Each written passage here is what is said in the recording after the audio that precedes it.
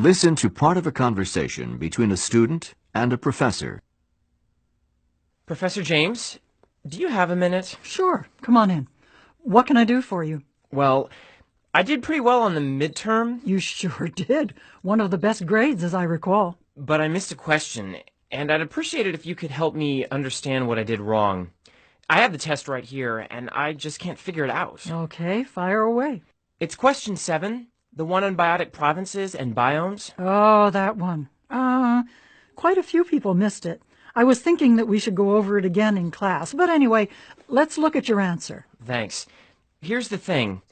I said that a biotic province was a region with similar life, but with boundaries that prevent plants and animals from spreading to other regions. So an animal, for example, a mammal, it may have a genetic ancestor in common with another mammal. But a biome's a similar environment, an ecosystem really, like a desert or a tropical rainforest. So in the case of a biome, well, the similar climate causes the plants and animals to evolve, to adapt to the climate, and that's why they look alike. That's good. Very good, as far as you went. But there's a second part to the question. Look, right here. Include an explanation of convergent and divergent evolution. So I was looking for a more complete answer. Next time, be sure to include both parts of a question, when there are two parts, like this one. Do you know how to explain convergent and divergent evolution? I think so. Isn't it like when a group of plants or animals, when they're separated by mountains or a large body of water, then subpopulations evolve from a common ancestor and they have similar characteristics, but their development diverges because of the separation. So that's why we call it divergent evolution. Right. Even when the habitat's similar, if they're separated, then they diverge. How about convergent evolution then? Well, that would be a situation where a similar environment, a habitat, it may cause plants and animals to evolve in order to adapt to the conditions. So a species that isn't really related can evolve with similar characteristics because it can look like a species in another geographic region because of adaptation. And that would be convergent evolution? Right again. So temperature and rainfall, proximity to water, latitude and longitude all combine to determine the climate. And if we know the climate of an area, then we can actually predict what kind of life will inhabit it. Okay. And I really did know that. I just didn't put it down. To tell the truth, I didn't see the second part, not until you pointed it out to me. That's what I thought.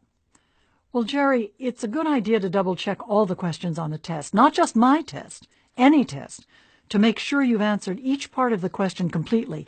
Otherwise, you won't get full credit. I see that. Well, live and learn. Jerry, you're one of my best students. Thanks. I really like biology. In fact, I'm thinking of majoring in it. Good. That means you'll be in some of my upper-level classes. And I'll be watching out for those two-part questions on your exams. And all the rest of your exams. I'll be honest with you, my questions usually have two parts, so the students will have an insight into the grading system, and a lot of professors do that. In an essay question, it's difficult to know what to include and how much to write. Just read the question carefully and be sure to include all the parts. There may be 3 or 4 in some essay questions. This is the way that the professor helps you organize your answer. I'm giving my students a hint about what I'm looking for by including several parts to the question, but if you miss one of the parts, then it lowers your score. That makes sense. I think I was just trying to finish within the time limit and I didn't read as carefully as I should have. On the final, I'll spend more time reading the questions before I start to answer them. Good plan.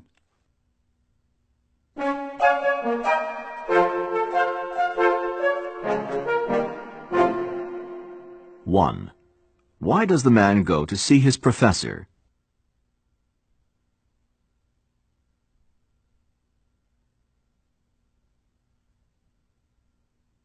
2. Listen again to part of the conversation, and then answer the following question. Thanks. Here's the thing. I said that a biotic province was a region with similar life, but with boundaries that prevent plants and animals from spreading to other regions. Why does the man say this? Thanks. Here's the thing.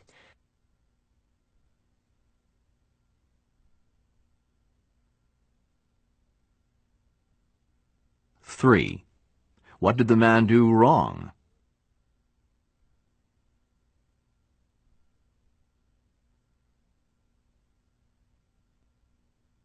Four.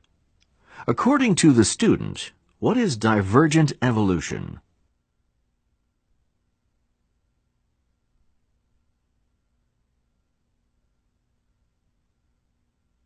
5. What will Jerry probably do on the next test?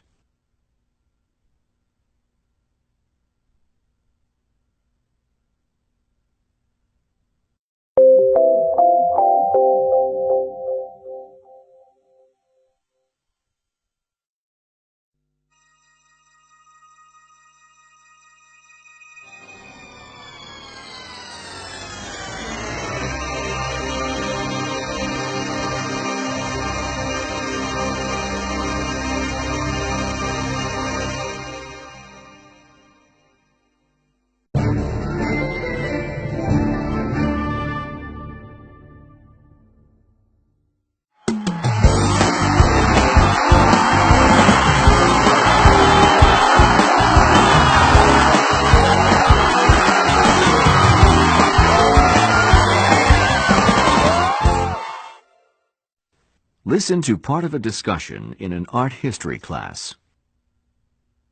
Sorry about the tests. I don't have them finished. They just took longer to grade than I thought they would. So I'll have them for you next time. Okay then, let's begin our discussion of the ballet. If you read the chapter in your text, you already know that in 1489, a performance that was something like a dinner theater was organized to celebrate the marriage of the Duke of Milan, and a dance representing Jason and the Argonauts was performed just before the roasted lamb was served. By the way, it's interesting that the dance was called an entree, and that name has been retained for courses and meals. Anyway, about the same time, outdoor entertainment, parades and equestrian events, they were becoming more popular, and we have evidence that they were referred to as horse ballets. So the horse ballet, was it the first time the term ballet was used? Right. The actual term in Italian was balletti, which meant a dance done in figures, and it was characterized by the arrangement of the performers in various patterns. Actually, the balletti were staged versions of the social dances that were popular at court, and the steps, the basic movements, they were walking, swaying, and turning. So they combined in a variety of sequences, each of which was named so that they could be referred to in the directions for individual dances. In fact, specific instructions for the placement of the dancer's feet probably provided the first record of the 5 positions of classical ballet. Question? Sorry, I'm trying to get clear on the dancers. Could you explain what the book means about court dancing? And, I'm not saying this very well. I think I know where you're going. You see, the directions that were written down were intended as a reference for social dancing, but they were important in the history of ballet because the theatrical dances or entertainments that preceded ballet were not performed by professional dancers. Members of the court danced for the entertainment of society, and in general, the performances were in the central halls of castles and palaces, with the audience seated in galleries above, so that the floor figures could be seen when the people looked down. But back to your question. Because of the limitations of the performers and the arrangement of the staging, well, the best way to impress the audience was to keep the steps simple enough for the amateur dancers, but the geometrical patterns had to be intricate and fresh, so the spectators would go away pleased because they'd seen something new. Oh, I get it now. That makes sense, too, because everyone would be looking down at the dancers. Exactly. Now, to continue that thought for a moment, by the middle of the 16th century, variety shows were being presented on a grand scale in northern Italy. They included both indoor and outdoor entertainment, and most people called them spettacoli. And France had begun to make a significant contribution to the dance form that evolved into modern ballet. But to be precise, it was Catherine de' Medici who used dance as part of her court entertainments, and is credited with the use of the term ballet. In 1573, I think it was 1573, anyway, she organized a huge celebration to welcome the ambassadors from Poland who had arrived to offer their country's throne to her son Henri. So she called it the Polish Ballet, and of a grand staircase. 16 ladies, and these would not have been dancers, just members of court, so they represented the 16 provinces of France, and they performed a choreographed dance with a variety of floor figures. Afterward, the audience joined in court dances, similar to the ballroom dancing that evolved later. So that's a long answer to your original question. Now, I have a question. Okay. You said that the Polish ballet was the first ballet, but I thought the book said the first ballet was Queen Louise's ballet. Good question. Well, I said the Polish ballet was the first use of the term ballet for a dance performance, but Queen Louise's ballet is generally considered the first modern ballet. As you'll remember from the book, the ballet was performed before 10,000 guests, and it was 5 hours long. When I was doing the research for this lecture, I saw several references to the time, so I know that this is accurate. But I kept thinking, no one would watch a ballet for 5 hours. But it must be correct. I can only assume that other activities were going on simultaneously, like a banquet and conversation, don't you think? Anyway, what makes Queen Louise's ballet so unique, besides the length, and why it's the first modern ballet, is that it was connected by a storyline, or in technical terms, it's called dramatic cohesion. Each scene was related to the tales of Circe, a Greek enchantress, who used her powers to battle with man and the gods. The triumph of good, portrayed by Jupiter over evil, portrayed by Circe, was told in a, let's call it a unified production.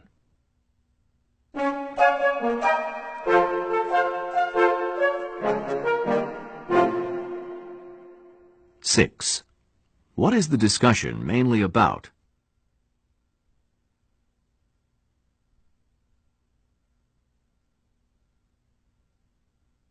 7. Listen again to part of the lecture, and then answer the following question. So I'll have them for you next time.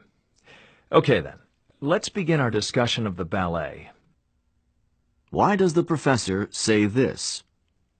Okay then.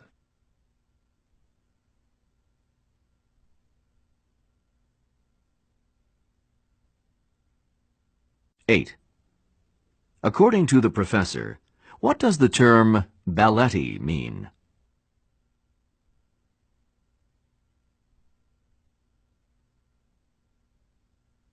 9.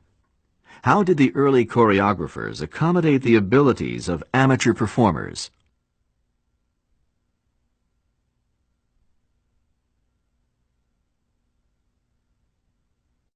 10. Why does the professor mention that he checked several references about the length of Queen Louise's ballet?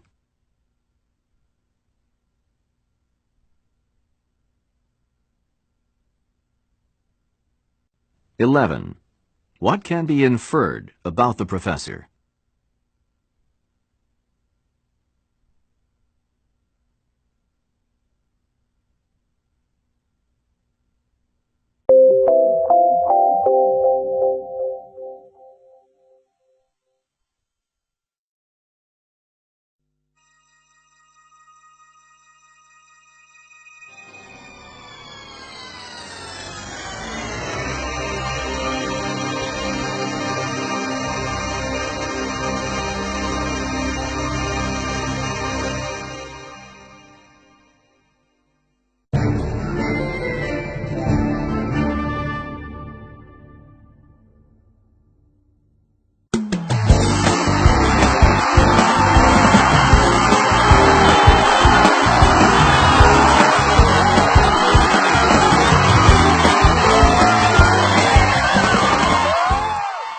Listen to part of a discussion in a linguistics class.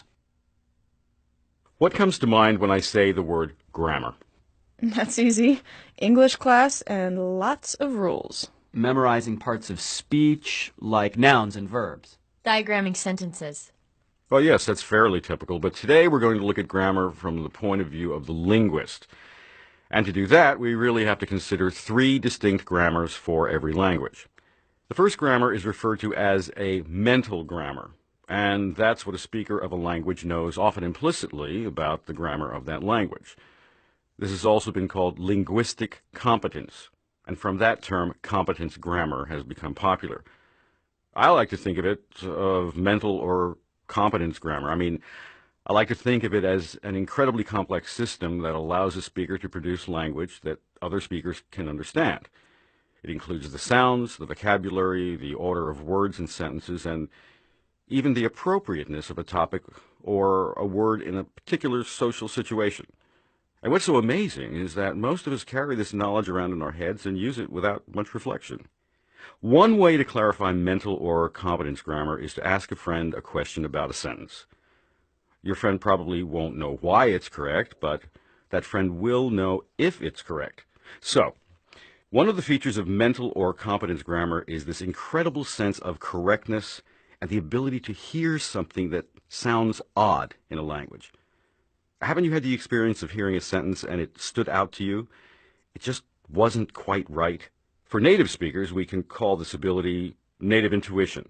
But even language learners who've achieved a high level of competence in a second language will be able to give similar intuitive responses even if they can't explain the rules. So, that's mental grammar or competence grammar. Okay then, that brings us to the second type of grammar, and this is what linguists are most concerned about. This is descriptive grammar, which is a description of what the speakers know intuitively about a language. Linguists try to discover the underlying rules of mental or competence grammar and describe them objectively. So descriptive grammar is a model of competence grammar, and as such, it has to be based on the best effort of a linguist, and consequently subject to criticism and even disagreement from other linguists. Because no matter how skilled a linguist is, describing grammar is an enormous task. In the first place, the knowledge is incredibly vast and complex. In the second place, the language itself is changing even while it's being described. And finally, the same data can be organized in different but equally correct ways in order to arrive at generalizations. And the ultimate goal of a descriptive grammar is to formulate generalizations about a language that accurately reflect the mental rules that speakers have in their heads. But getting back to what most people think of as grammar, the grammar that we may have learned in school, that's very different from either competence grammar or descriptive grammar because the rules aren't meant to describe language at all. They're meant to prescribe and judge language as good or bad. And this kind of grammar is called, not surprisingly, prescriptive grammar because of its judgmental perspective. Again, to contrast prescriptive grammar with descriptive grammar, just think of descriptive generalizations as accepting the language that a speaker uses in an effort to describe it and recognizing that there may be several dialects that are used by various groups of speakers and that any one speaker will probably choose to use different language depending on the formality, for example, of the situation. On the other hand, prescriptive rules are rigid and subject to enforcement. Prescriptivists want to make all speakers conform to one standard in all situations, and that tends to be a very formal level of language all the time. Now, which of these types of grammar do you think you were learning in school when you had to memorize parts of speech and rules and diagram sentences? Sounds like prescriptive grammar to me. Precisely. But how did prescriptive rules get to be accepted, at least in the schools? And probably even more important, why are so many of these rules disregarded even by well-educated speakers in normal situations? Did you say disregarded? I did. Some of you may recall that during the 17th and 18th centuries in Europe, Latin was considered the perfect language and was used by the educated classes. The argument for the perfection of Latin was reinforced by the fact that Latin had become a written language, and consequently, Latin had stopped changing in the normal ways that spoken languages do. So the rules were also fixed, and for many writers of English during that period, the rules of Latin were held as a standard for all languages, including English. But the problem was that English had a different origin and very different constructions. For example, how many times have you heard the prescriptive rule, never end a sentence with a preposition? This is a Latin rule, but it doesn't apply to English, so it sounds very formal and even strange when this Latin rule is enforced. Now, how many of you would say, what are we waiting for? I think most of us would prefer it to, for what are we waiting? But as you see, this breaks the rule, the Latin rule, that is. So we're really learning Latin rules in English classes. No wonder I was confused. But wouldn't you think that, well, that things would change? I mean, Latin hasn't been recognized as a world language for a long time. You're right, but the reason that prescriptive rules survive is the school system. Teachers promote the prescriptive grammar as the standard for the school and, consequently, for the educated class. And good language is a requisite for social mobility, even when it's very dissimilar to the mental grammar or the descriptive grammar of a language.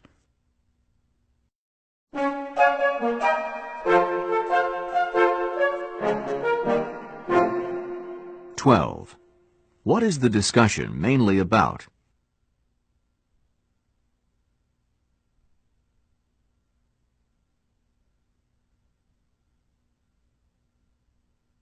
"13. How does the professor make his point about native intuition?"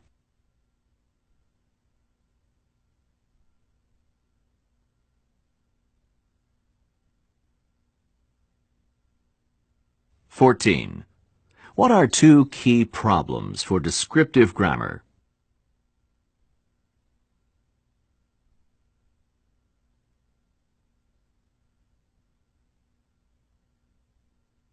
"15. Listen again to part of the lecture and then answer the following question. But how did prescriptive rules get to be accepted, at least in the schools? And probably even more important, why are so many of these rules disregarded even by well-educated speakers in normal situations? Did you say disregarded? Why does the student say this?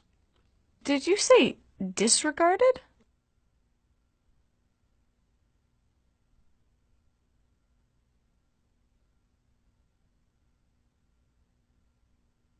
"16. According to the professor, why were Latin rules used for English grammar?"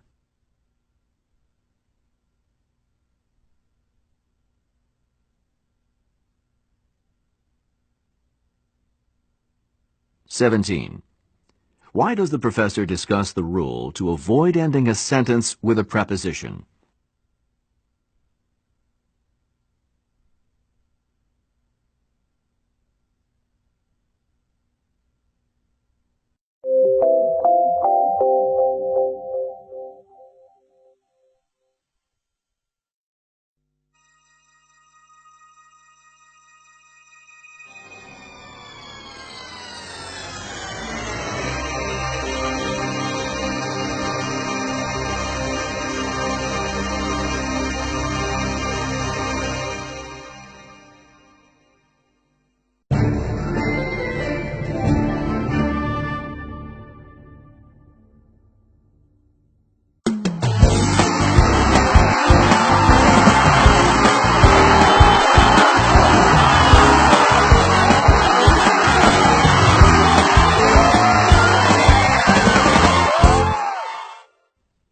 Listen to part of a conversation on campus between two students.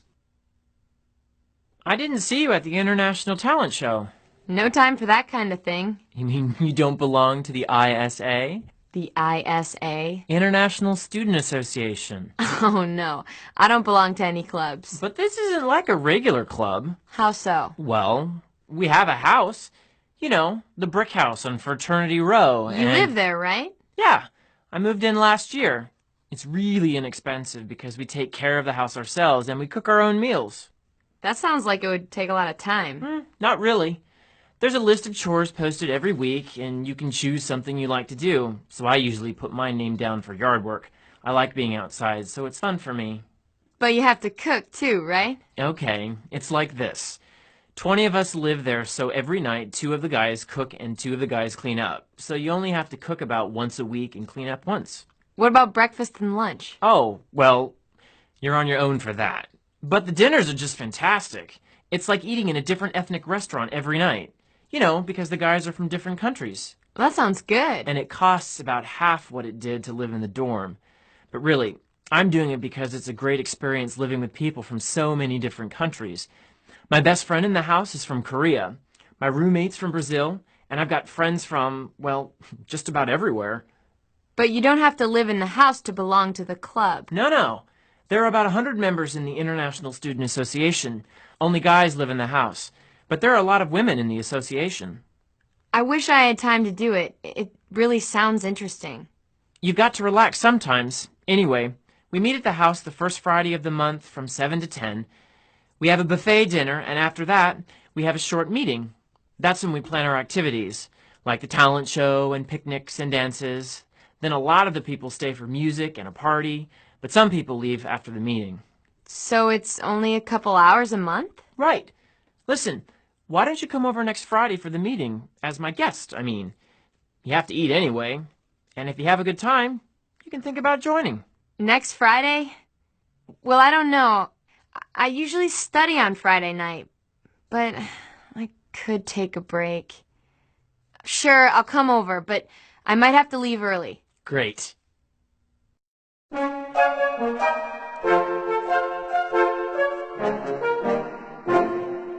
(18) What is the purpose of this conversation?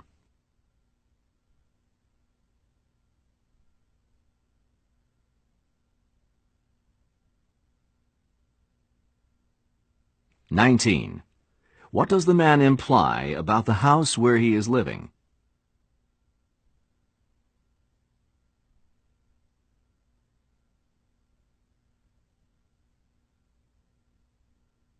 (20) How does the man feel about the International Student Association?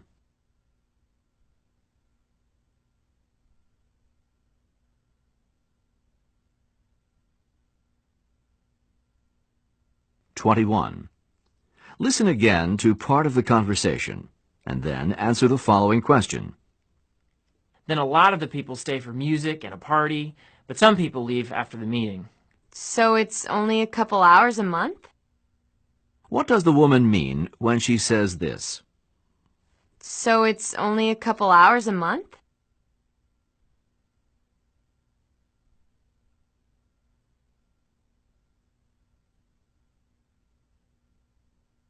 (22) What does the woman agree to do?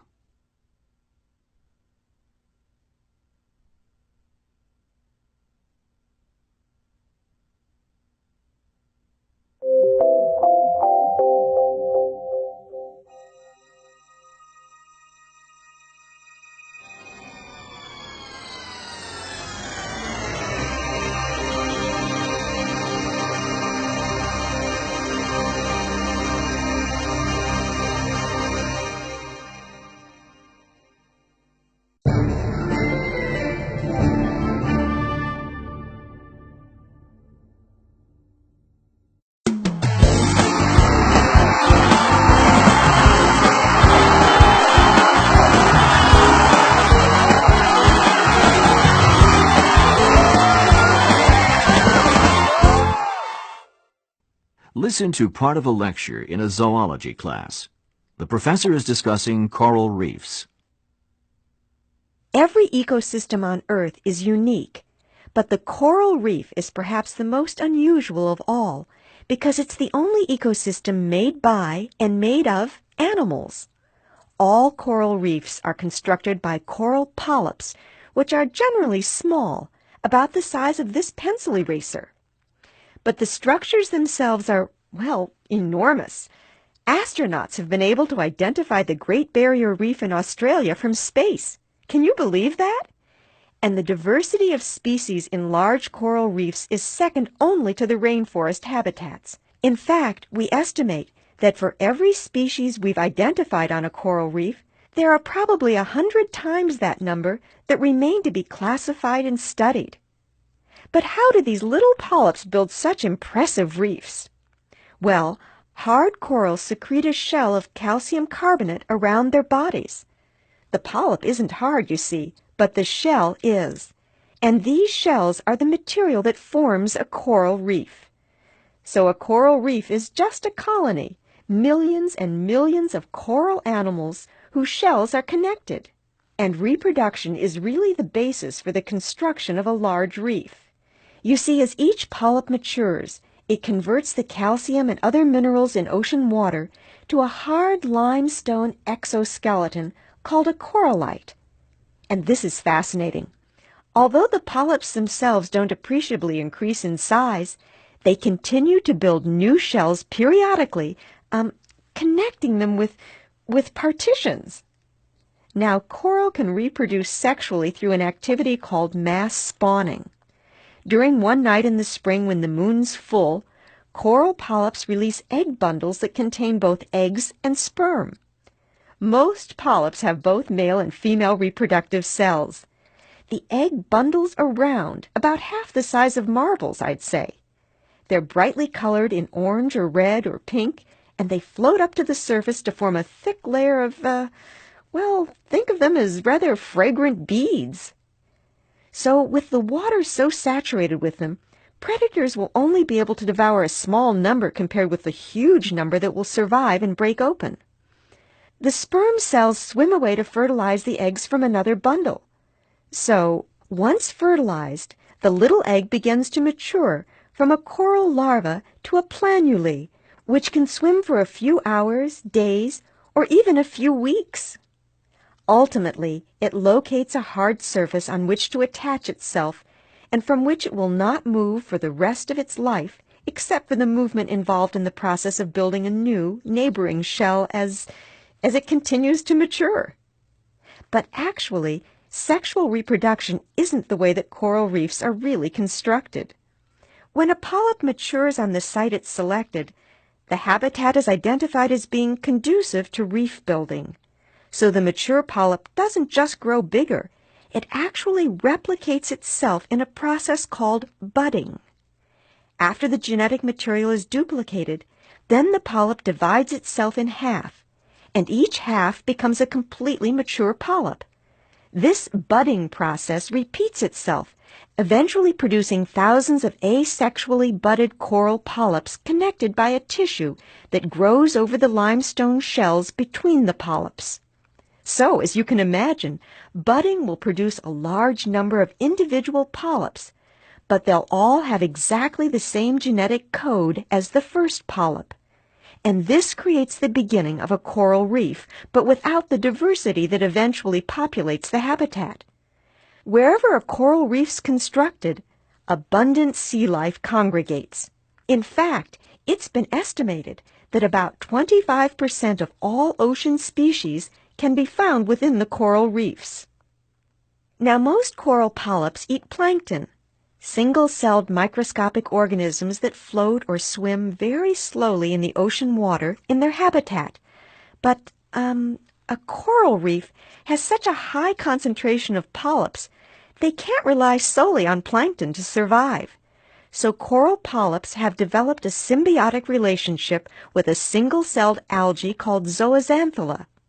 Remember that to qualify as symbiotic, a relationship must be mutually beneficial. So the zooxanthellae produces food for the coral through the byproducts of photosynthesis, and the coral provides a safe home for the zooxanthellae because it's hidden from predators that inhabit the coral reef. Every species of coral grows at a different rate, some as much as 6 inches a year. But faster-growing colonies are more prone to breaking apart, either from their own weight or from the continuous force of the ocean waves. Some species tend to grow more slowly, but they may live as long as 1,000 years. Even so, only the top portion of any reef is actually alive and growing, and the lower structure is comprised of the skeletal remains. That's limestone corallite from coral that has died. And what I find incredibly interesting about coral reefs is that each is a unique structure. But of course, scientists need to classify, and so there's a classification system for coral reefs. A fringing reef grows around islands and the shorelines of continents and extends out from the shore. In order to flourish, fringing reefs must have clean water, lots of sunshine, and a moderately high concentration of salt. Some good examples of fringing reefs can be found around the Hawaiian Islands. Oh yes, these are the most common and also the most recently formed class of coral reefs. Here's a drawing of a fringing reef. I think this is actually one of the Hawaiian reefs. Now, barrier reefs, they're found further from shore, and they're usually separated from the shoreline by a shallow body of water, maybe a lagoon. As in the case of the Great Barrier Reef off the shore of Australia, the body of water can be miles wide, so the reef's miles away from the shoreline. And there may actually be a collection of coral reefs fused together. This is a drawing of a reef in the Great Barrier Chain.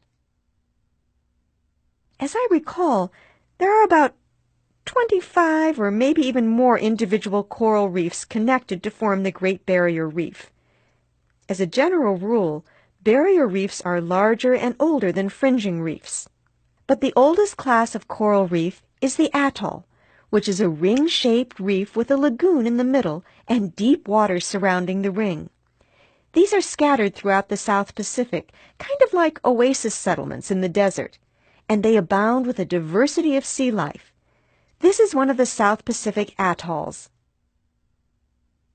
So, as we reflect on everything we've said about coral, we know that it's a relatively simple organism with a body ending in a mouth and tentacles. It reproduces both sexually and asexually by budding, and it survives by forming a symbiotic relationship with zooxanthellae. But none of this is very extraordinary. What's unique about coral in the animal kingdom is its ability to construct a variety of reefs, creating habitats that are absolutely unlike any others on Earth.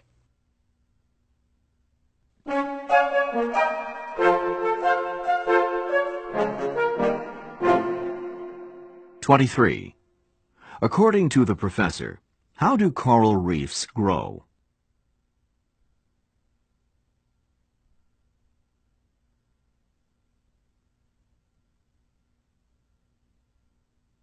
"24. Why are so many egg bundles released during mass spawning?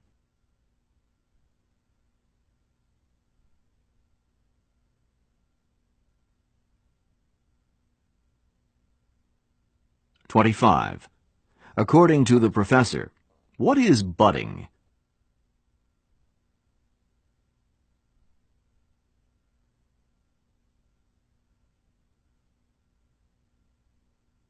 "26. What is the relationship between zooxanthellae and coral polyps?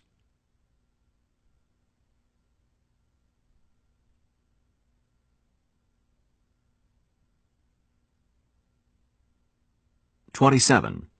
Which of the following reefs is probably an atoll?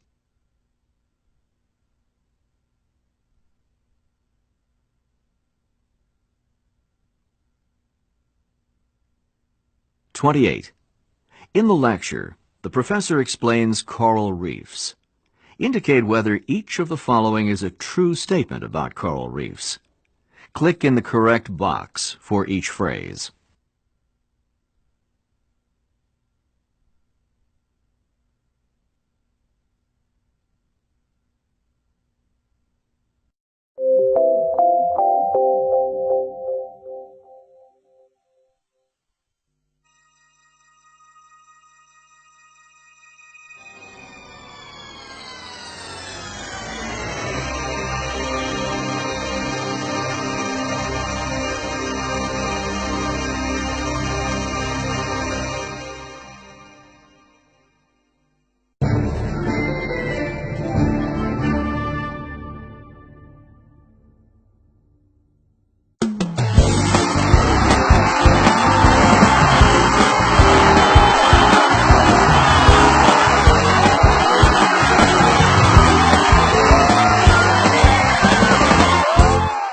Listen to part of a discussion in a business class.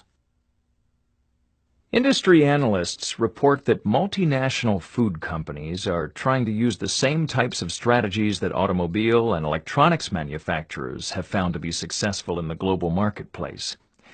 The problem is that general rules for products that tend to be traditional for national or even regional tastes, these products are very difficult to identify, and sales aren't easy to project. But the companies that tend to do best are those that are the most responsive to local tastes.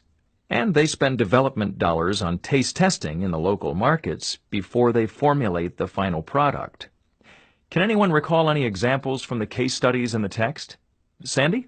McDonald's Big Mac has more mustard in the special sauce in Paris than it does in New York. Because? 'Cause taste tests verified that people in the United States liked sweeter condiments than people did in France. In fact, I think the sugar content for export foods in general usually has to be modified when American products are taste tested overseas. Right you are. Probably the company that's adapted most to local tastes is Nestle. Can you believe that they produce more than 200 slightly different blends of Nescafe for export to different countries? Amazing, but true. But sometimes taste is less a problem of ingredients and more a matter of the way a food product looks or feels. One case study that comes to mind is the one about the soft cookies that just don't sell as well in England as crisp cookies. So you can see that taste extends way beyond just flavor. It's really a combination of flavor preferences and local expectations. Look, here's another example of accommodation that had more to do with the expectation for a process than the flavor of the product. In this case study, it was cake. Remember when Betty Crocker cake mixes were introduced in England, they weren't accepted because the English homemaker felt more comfortable with convenience foods that required more than water to prepare them. Go figure. But that was the problem uncovered by extensive market research. So when the mix was reformulated without an egg, and the preparation included adding an egg with the water before mixing it, well, Betty Crocker cake mixes became very popular in England. Any other examples come to mind? They don't have to be from the case studies in the book. How about serving sizes? Go on. Well, soft drinks for one. Just compare the serving sizes in the United States and many foreign markets where soft drinks are sold. The cans in foreign markets are much smaller because consumers expect it. But in the United States, well, supersizing is probably a consideration when a foreign company is trying to crack the American market. That's a great example.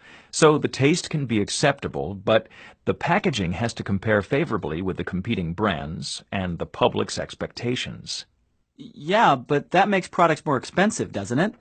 I mean, because you can't standardize the product or the packaging, so that would make it more costly to produce, wouldn't it? Right you are, Chris. In fact, you've really gone to the heart of the issue.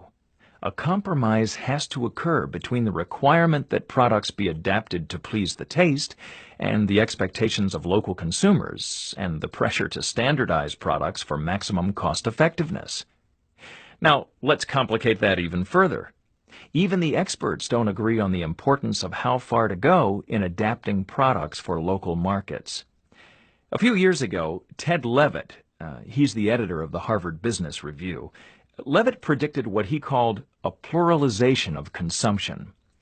What he means is that, at least in some areas, tastes are likely to converge, which makes sense when you think about the increased opportunities for travel and sampling of foods, as well as the continued global marketing efforts by multinational corporations. So, logically, it's smarter to simply identify the areas in which tastes are most likely to be the same and concentrate efforts on those food products. But there's also the issue of global marketing. How about the potential to create taste? I mean, selling the image that surrounds using a product. If consumers want to associate themselves with that image, won't they develop a taste for the product that does that for them? For example, there's some evidence that the popularity of products seen in movies and television spills into the foreign marketplace. This subtle brand association with the movie or the celebrities in it translates into high-dollar deals for certain brands to be visibly displayed in widely distributed films. Oh, right. I was reading about that. It was in a couple of the case studies. The bottle, a can, or a package appears as part of the character's persona. And if it's a character that audiences choose to identify with, then the taste for the product may follow, or at least that's what the marketing experts are betting on. And that includes foreign audiences. Anyone drink Starbucks coffee? Well, Starbucks began as a regional coffee in Seattle, Washington, and made the global leap in 2000, opening shops in China, a huge market, surely, but also a traditionally tea-drinking society. So what's the attraction? Starbucks is marketing to the cosmopolitan consumer, the young trendy set looking for a modern image as well as a different taste. Still, there have been some real surprises in the multinational dinner party. No one has really figured out why the Italians, Germans, and British love Kraft's Philadelphia cream cheese, and the Greeks simply don't buy it. And why did Perrier, a mineral water from France, why did Perrier take America by storm while other imported mineral waters didn't? In short, success in the food export industry is probably a combination of the real taste, the flavor of the product, with some adaptation for the local markets, the satisfaction of certain expectations for the preparation and packaging, and the taste for the product created by images in the global marketing plan. Add to this mix the potential for a short shelf life or even perishable products, and, well, you have a very challenging problem for the multinational food industry.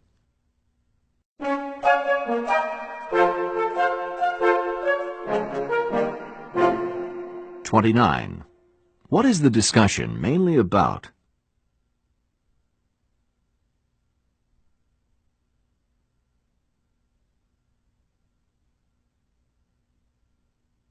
"30. How does the professor organize the lecture?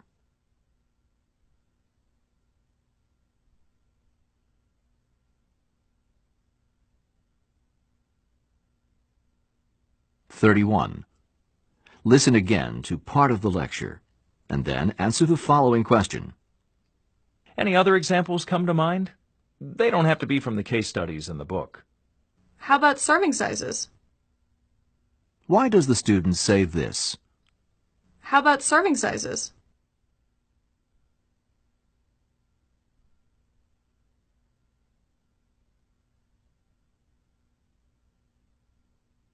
"32. What technique does the professor use to encourage student discussion?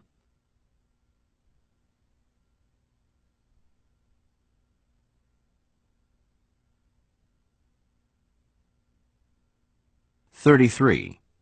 What did Ted Levitt mean by the pluralization of consumption?